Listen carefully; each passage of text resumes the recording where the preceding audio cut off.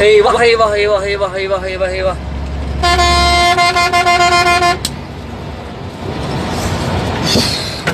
Eyvah eyvah eyvah eyvah eyvah eyvah eyvah eyvah eyvah. Eyvah eyvah.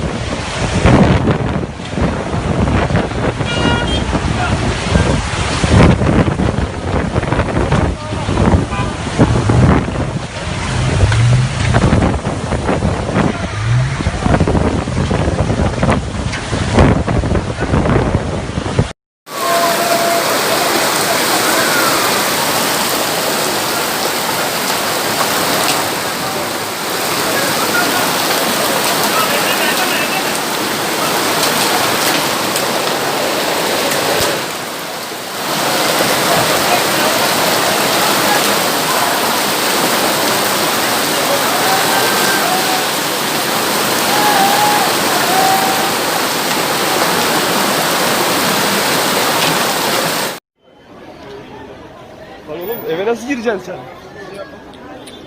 Bismillah ve ni'mel vakil. Bismillah ve ni'mel vakil.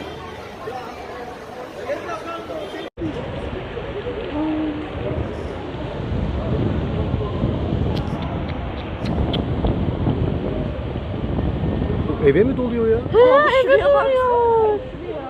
Şuraya öteki eve gitti. Aman Allah'ım ev gitti ya. Ya eşyalar eve gitti. Of of of.